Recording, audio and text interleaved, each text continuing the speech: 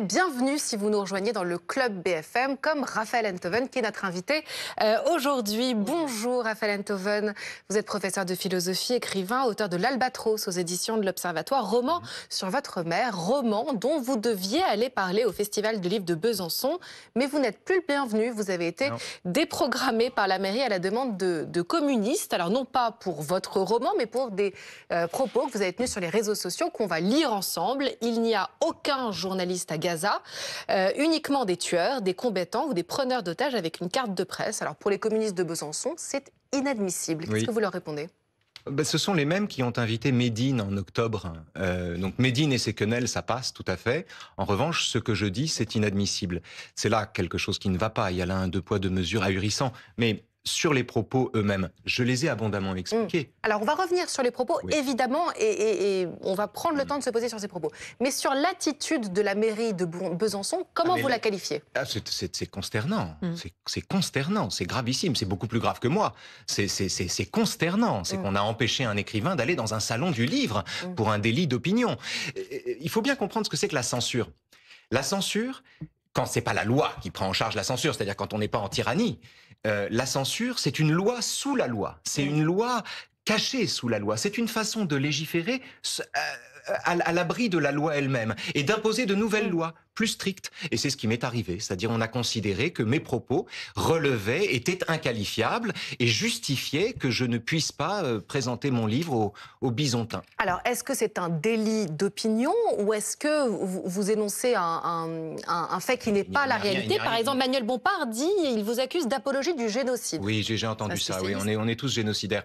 C'est très facile d'être génocidaire. Il suffit de défendre le droit d'Israël à exister et on est taxé de génocidaire.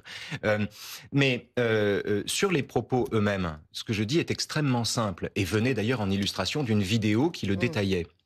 Je dis qu'il n'y a pas, et à ma connaissance, et on ne m'a pas donné le moindre contre-exemple depuis qu'on m'a maudit pour avoir dit ça, je dis qu'il n'y a pas de journaliste à Gaza qui ne soit dans la main du Hamas, qui ne soit accrédité par le Hamas, contrôlé par le Hamas, et dont le Hamas vérifie les témoignages. Et c'est à ces gens-là qu'on demande d'être impartiaux, et c'est sur leurs témoignages qu'on s'appuie pour parler de la situation sur place. Je n'ai dit que cela. Je n'ai dit que cela et je rêve d'être démenti, c'est-à-dire je rêve qu'on me montre qu'il y a des journalistes indépendants sur place. Vous allez peut-être l'être puisque la rédaction de BFM TV travaille régulièrement avec un journaliste francophone gazaoui qui s'appelle Rami Abou-Jamas, qui a obtenu d'ailleurs le prix de Bayeux. On a essayé de le joindre, malheureusement, il est retenu chez lui parce qu'il a peur des bombes à cette heure. Thierry Arnaud, est-ce que vous confirmez ? Est-ce que pour vous, Rami Abou-Jamas est un journaliste ? Oui, alors c'est un sujet compliqué parce que il y a plusieurs choses à dire sur le sujet. La première chose, c'est que s'il n'y a pas de journaliste extérieur à la bande de Gaza capable de rentrer dans la bande de Gaza pour faire le travail, c'est du fait d'Israël. C'est parce qu'Israël l'interdit. Les seuls journalistes qui ont pu aller, ça a été le cas d'équipes de BFM TV par exemple, au début du conflit, en étant totalement entouré, encadré par l'armée israélienne pour aller voir les tunnels, les souterrains, etc. Et donc Israël ne permet pas aux journalistes de faire leur travail dans la bande de Gaza, et ça, c'est la première chose importante à rappeler. Ensuite, sur le sujet, plus précisément, de l'existence de journalistes au sens strict du terme. Ce sont des centaines à travailler dans la bande de Gaza, se revendiquer journalistes, à porter des gilets pare-balles avec écrit presse, des casques de presse, et essayer de faire le travail. Est-ce qu'ils travaillent sur le contrôle du Hamas ? Oui. Parce que le Hamas contrôle tout, y compris l'information, et c'est une guerre de l'information. Est-ce que pour autant, ils ne sont que des propagandistes qui ne font que relayer la parole du Hamas ? C'est là où la réponse, évidemment, doit être plus nuancée. Parce qu'il y en a qui sont clairement et totalement instrumentalisés. Il y en a d'autres qui raconte tout simplement de manière assez factuelle, et c'est le cas de Rami avec qui on a travaillé à de très nombreuses reprises sur beaucoup de sujets. Et Rami, ce qu'il fait essentiellement, c'est raconter la vie quotidienne de ceux qui vivent dans la bande de Gaza aujourd'hui. Il n'y a aucun problème, enfin je suis tout à fait d'accord avec ce que vous dites et je ne vois pas de contradiction avec ce que je raconte. Je dénie, alors vous allez me dire peut-être j'ai tort de le faire, je dénie la qualité de journaliste à quelqu'un qui travaille pour le Hamas.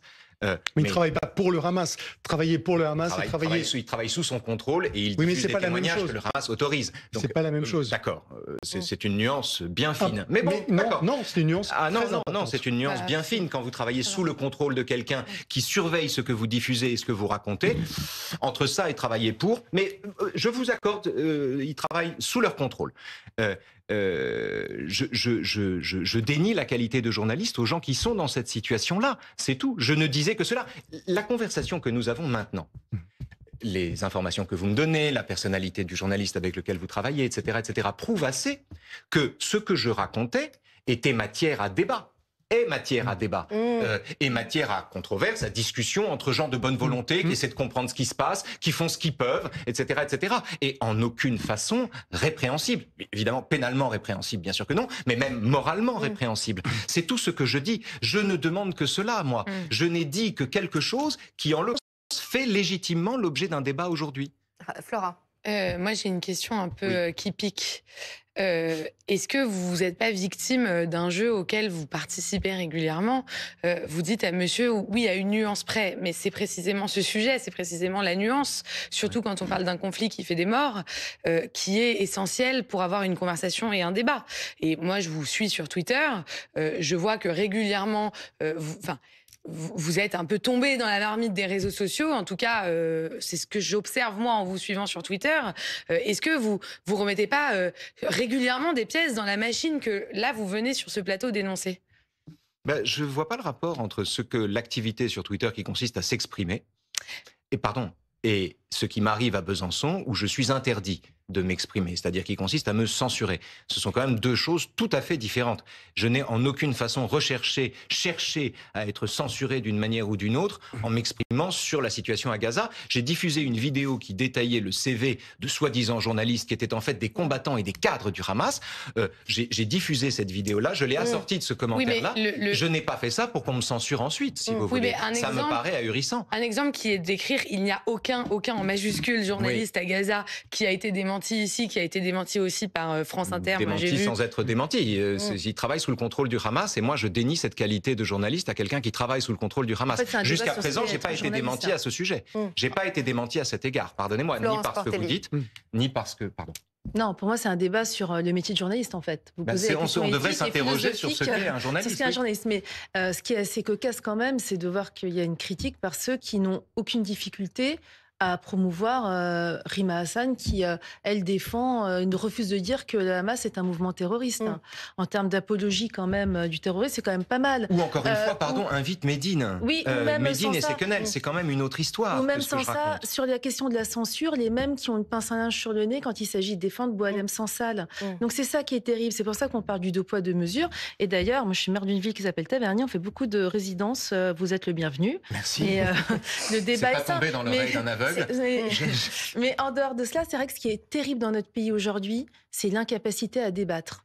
C'est-à-dire c'était tellement hystérisé, il y a tellement d'extrémisation de tout, et tellement de pensées stériles, reposant sur des clichés à des fins évidemment de récupération politique, qu'on ne peut même pas avoir des débats sereins sur des choses qui en fait en plus ne relèvent pas d'une infraction pénale. Parce que ce qui est gênant, c'est l'apologie du terrorisme, ce qui est gênant, c'est l'apologie d'un génocide, ce qui serait gênant, c'est l'apologie de crimes contre l'humanité. Mais là, on est juste sur une phrase un peu provoque, de quelqu'un d'un peu provoque quand même, mais qui dit, pour moi, le journaliste, c'est pas ça. Et c'est pas mon éthique. Il a le droit. Alors, les communistes craignaient des manifestations. Et c'est aussi pour des manifestations contre votre venue. Ah, c'est pour me protéger qu'ils m'ont censuré, en fait. Je ne sais pas, mais en tout cas, c'est pour ça qu'ils ont écrit à la mairie écologiste et qu'ils ont déprogrammé. Est-ce que c'est de la censure ou est-ce que c'est finalement un genre de nouveau pas de vague? Soin de moi. Non, mais je vous pose la question. Est-ce qu'on hurle à la censure ou est-ce qu'effectivement, peut-être... C'est une censure objective, spectaculaire, avec laquelle ces gens-là vont devoir tenter de vivre maintenant. C'est une censure objective, sans conteste. Qu'est-ce que c'est que censurer quelqu'un, sinon l'empêcher d'aller à un festival pour présenter son livre après l'avoir invité à le faire, sous des motifs qui, à mon sens, ne sont pas recevables. C'est une pure censure dont les auteurs vont devoir supporter le poids en eux-mêmes, pour eux-mêmes. Ce qu'ils ont fait là est inqualifiable et durablement inqualifiable. Je veux dire, ma présence à Besançon n'avait rien d'un événement, n'avait rien d'un moment, d'un concert. Ou de... Vous voyez ce que je veux dire? C'était pas grand-chose. Ils auraient pu très bien laisser les choses se faire. Ils ont choisi de se coller une migraine maximale en pratiquant une censure objective. Ah non, ce n'est pas une migraine maximale. Si vous voulez, il est possible qu'il ne vous ait pas censuré pour vous censurer, mais pour envoyer un message électoral. Parce que ce qui vient de se passer, ce dont vous êtes victime, est finalement l'illustration de quelque chose qu'on voit depuis des mois, voire des années, c'est-à-dire le basculement, une dérive dans toute une partie de la gauche dans le sillage de la France insoumise, qui part d'un constat simple, c'est-à-dire que cette gauche qui voulait parler aux classes populaires et qui fait le constat que cette classe populaire est partie au Rassemblement national pour de bon et ne reviendra pas, a essayé finalement de prospérer sur un nouvel électorat et a épousé un discours identitaire afin de toucher une jeunesse ultra urbanisée, sensible à la politique spectacle et un électorat communautarisé, majoritairement issu de l'immigration. Et c'est comme ça que, si vous voulez, en épousant des thématiques comme Gaza à forte vocation identitaire, elle envoie des messages à un électorat. Et ce qui est terrible, c'est que ce pari électoral marche. On le voit d'ailleurs dans la dynamique de la France insoumise. Et ce qui est terrible, c'est que ça se fait... ce sont les écologistes et les communistes. C'est-à-dire qu'ils suivent la même dynamique, le même passage ouvert par la France insoumise, et ils le font en foulant des libertés fondamentales qui sont la liberté d'expression. Moi, je suis très surprise du terme qui est utilisé d'abord par les organisateurs du festival, ce terme de sérénité. Du salon, puisqu'on est précisément sur un camp politique qui, à l'inverse, lorsque des manifestations sont interdites par risque du trouble à l'ordre public, crie précisément à la décision politique, à la censure, au refus de respecter les libertés. Donc il y a quelque chose de très paradoxal dans l'invocation de ce terme de sérénité. Et on pourrait ajouter à ce que vous dites, pardonnez-moi juste une parenthèse, que à l'inverse, la sérénité est malvenue dans un salon du livre. C'est précisément le moment où il doit y avoir de la vie, un peu de discussion, un peu de débat, un peu d'engueulade éventuellement. Et en l'espèce, comme ça fait débat, la sérénité du salon n'est pas non plus garantie. Mais pour reprendre l'expression de Flora qui parlait de questions qui piquent, j'en ai deux moi aussi. Je vais me lancer. Allez, dans ce que vous écrivez, il y a deux choses. Il y a le fait que vous dites qu'il n'y a aucun journaliste. Et le débat vient d'avoir lieu avec Thierry et j'ai pu en suivre vos échanges. Mais vous dites aussi qu'il y a uniquement des tueurs, des combattants ou des preneurs d'otages avec une carte de presse. Est-ce que pour vous, à la lumière de la discussion que vous venez avoir avec Thierry, les journalistes qui sont sous le contrôle du Hamas, ils sont victimes du Hamas ou ils sont complices? Mais bien sûr, c'est infiniment compliqué. Vous avez raison, c'est infiniment compliqué. Il faut remettre les choses, pour le coup, invoquer un tout petit peu de contexte. J'aime pas faire ça, mais enfin quand même. C'est une phrase qui venait à l'appui d'une vidéo qui détaillait le CV d'un certain nombre de journalistes, soi-disant, qui étaient en fait des cadres du Hamas, des combattants actifs, etc. Donc c'est une phrase qui, mais dont pour le coup, je veux bien reconnaître l'excès. Et dont, mais c'est important parce que alors pour le coup ça ne me pose rigoureusement aucun problème. Oui, mais c'est très important parce que dire que certains combattants s'abritent derrière des identités de journalistes, c'est important de le dire. C'est important de le dire. Mais dire aussi que c'est pas forcément le cas de tous ceux... Et donner le sentiment qu'on met tout le monde dans le même panier, et que tout le monde est combattant, c'est une faute. Très bien, c'est important de le reconnaître. Mais c'est une faute. En revanche, je persiste. Il faudrait quand même qu'on puisse s'interroger, pourquoi ne pas le faire ici d'ailleurs, sur ce que c'est qu'un journaliste. Est-ce que je peux être provocatrice? Si l'on peut être... Je vous en prie. Mais si l'on peut être journaliste quand on est dans une telle situation. Mais deux choses. La première, c'est que dire que le Hamas contrôle et dire que le Hamas laisse dire ce qu'il arrange. Je vous le concède, c'est une réalité. Ça ne veut pas dire pour autant que tout ce que le Hamas laisse dire est faux et n'a aucune valeur journalistique. Non, alors... Et lorsque... Ah oui, ça... Oui, non, mais vous pouvez dire le vrai... C'est le premier point. C'est le premier point et il est important, je vous laisse répondre ensuite. Et la deuxième chose, dans le contexte que l'on évoquait tout à l'heure, où Israël ne permet pas aux journalistes de faire leur travail à Gaza parce que la guerre de l'information allait des deux côtés. Les médias occidentaux qui ont travaillé avec des journalistes présents dans la bande de Gaza comme les journalistes de BFM TV, comme les journalistes de grands journaux américains, comme les journalistes de grands organes de presse, de grandes agences de presse, Associated Press, l'AFP, Reuters et d'autres, n'ont pas repris pour argent comptant ce qui leur venait de la bande de Gaza, ont utilisé les éléments qui étaient fournis depuis la bande de Gaza pour faire leur travail de journaliste. Alors là, pour le coup, il faudrait détailler les choses, parce que tout le monde n'a pas traité l'information de la même manière. Certes, parfois, elle a été savamment filtrée et intelligemment filtrée de manière à présenter les choses, à conserver la valeur de témoignage à ce que les gens pouvaient dire. Dans d'autres cas, ça a été travaillé de telle manière que, à mon avis, les faits étaient déformés.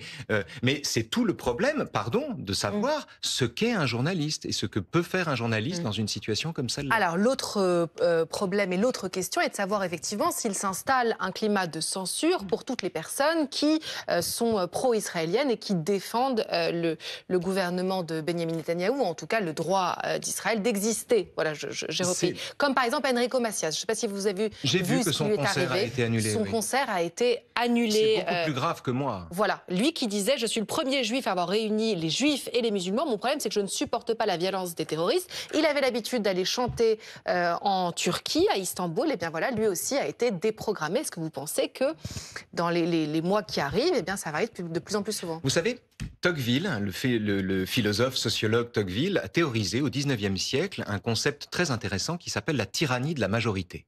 Ce qui a priori est absurde, puisque en démocratie, la majorité ne peut pas être tyrannique, elle gouverne.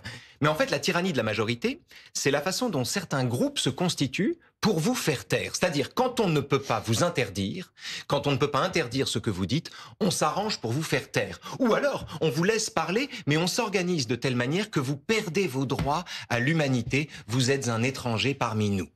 Et ce mode d'organisation spontanée des sociétés démocratiques, qu'il appelle donc tyrannie de la majorité, on le retrouve à l'œuvre dans les réseaux sociaux, bien sûr, où les meutes se constituent dès qu'une parole est dissidente. On le retrouve aussi dans l'opinion publique en général, où les gens s'organisent pour faire taire toute parole qui n'irait pas dans le sens du génocide, de l'apartheid, de la famine à Gaza, et ainsi de suite. Je vous avais demandé si vous pouvez être provocatrice. Je vous en prie.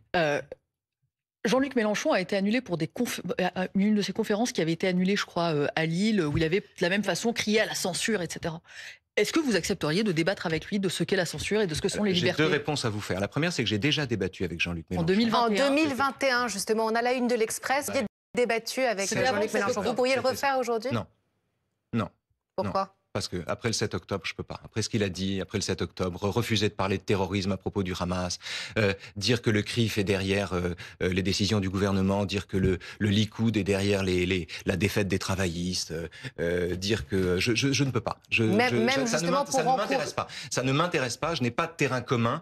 Je n'ai pas de terrain commun avec un homme qui défile sous un écusson Palestine libre où il nie l'existence d'Israël. J'ai pas de terrain commun avec quelqu'un qui promeut une représentation. C'est pas le rôle de la démocratie, justement, de parler avec tout le monde. Mais le rôle de la démocratie, c'est aussi de faire ce qu'on veut, et en l'occurrence, je ne veux pas. Voilà, j'ai des limites, moi aussi. Les limites sont atteintes. Je ne débattrai plus jamais avec Jean-Luc Mélenchon. Je n'ai rien à lui dire. Ça ne m'intéresse pas. Mais moi, j'ai un autre souci, j'y reviens.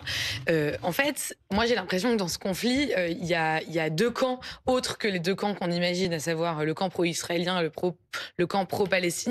Il y a les gens qui veulent aller vers un narratif de la paix, à savoir ne pas débattre sans nuance de cette question, voire éviter de débattre trop vite de cette question, puisqu'on sait à quel point elle est houleuse. Et puis, il y a un autre camp qui va dans le sens, alors j'irai pas jusqu'à dire de la guerre, mais en tout cas du clivage, de la petite phrase, du conflit. Et moi, mon camp, c'est juste celui de la paix, en fait. C'est juste le narratif de la paix. Moi, je m'exprime jamais personnellement sur les réseaux sociaux sur ce sujet, alors que je m'exprime sur tout un tas de sujets pour cette raison précise, qui est que c'est un sujet tellement complexe, on a besoin de débat, on a besoin de nuances. Là, c'est génial, on peut parler pendant plusieurs dizaines de minutes de votre cas. C'est pas le cas sur Twitter. Donc moi, je reviens à cette question parce que effectivement, Jean-Luc Mélenchon, Rima Hassan ont été annulés de certaines conférences pour trouble à l'ordre public. Quand Jean-Luc Mélenchon a été annulé, est-ce que vous jouez pas un peu aussi à ce jeu du clivage? Ça n'a rien à voir. D'abord, quand Jean-Luc Mélenchon a été annulé, il a comparé le président de l'université à Eichmann, ce qui relevait d'une lecture totalement délirante du texte d'Hannah Arendt. Juste un point sur le narratif de la paix. Historiquement, le pacifisme s'est toujours rendu complice des pires atrocités. Toujours. toujours. Je peux vous donner l'exemple de 38, je peux vous donner des tas d'exemples ensuite, pendant la guerre froide, etc. Historiquement, le pacifisme, c'est-à-dire le sentiment que la paix est toujours préférable à la guerre, a soutenu des régimes épouvantables, a conduit à des catastrophes. Donc le narratif de la paix, moi, je m'en méfie. Raphaël Enthoven, excusez-moi, je voudrais juste dire un truc quand même, parce que j'ai pas réussi à le caser, mais juste pour... on oublie quand même qu'on censure aussi un philosophe. Et aujourd'hui, on a de plus en plus de censure dans le monde culturel.